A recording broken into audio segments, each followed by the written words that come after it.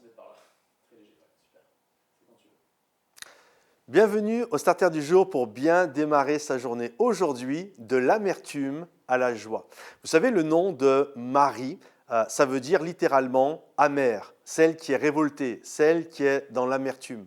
Et il y a cette réalité à l'époque, au temps biblique, lorsque l'on donnait un nom à un enfant, c'est pas comme pour nous aujourd'hui. Par exemple, moi je m'appelle Patrice parce que mes parents ont trouvé ça sympathique à cette époque-là, au moment de ma naissance. Mais ce n'est pas pour la signification du prénom. Or, à l'époque biblique, quand on donnait un prénom à un enfant, si on lui donnait dès sa naissance, c'était comme un souhait prophétique sur sa vie. Ou alors, on attendait que l'enfant grandisse un peu et lorsqu'il y avait un trait de caractère qui éclairait qui était cet enfant, alors on lui donnait un nom qui collait à son caractère. Et en attendant, on l'appelait du nom du papa. C'est pour Bar, par exemple, Bar, ça veut dire fils de. Donc, par exemple, quand on a Bartimée, ça veut dire fils de Timée. Et donc, on attendait que l'enfant grandisse et ensuite, on lui donnait un prénom. Et c'est terrible, d'ailleurs, lorsque tu es adulte et qu'on ne t'a pas donné un prénom, c'est qu'on n'a rien vu de bon en toi. Enfin bref, ça, c'est une autre histoire. Et donc, le nom de Marie, ça veut dire celle qui est ta mère. Ça veut dire la révoltée. Vous comprenez? Ça veut dire ces choses-là.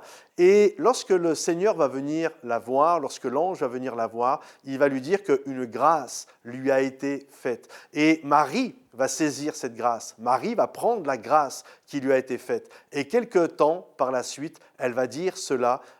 Les générations diront de moi que je suis bienheureuse. Pourquoi? Parce qu'elle a accepté le cadeau de Dieu dans sa vie. Elle a accepté l'enfant Jésus dans sa vie. Et en laissant Jésus grandir en son sein, alors toutes les générations par la suite vont dire d'elle qu'elle est bienheureuse. Et je crois que c'est exactement pareil pour chacun d'entre nous. Le Seigneur vient te voir aujourd'hui et qui que tu sois, il t'appelle littéralement par qui tu es, par ta personnalité. Peut-être il te dit toi le dépressif, toi le voleur, toi le rebelle, toi qui es amer, toi l'hypocrite. Et parfois on peut être, waouh, on est un peu mal à l'aise. Le Seigneur, il n'y a rien de caché devant lui. Mais en même temps, il nous dit, une grâce t'a été faite, celle de recevoir Jésus en toi. Et si tu laisses Jésus en toi, alors ta vie peut changer, ta vie peut devenir bonne et utile, tu peux devenir une servante de l'Éternel, un serviteur de l'Éternel, et les générations futures diront de toi que tu es bienheureux.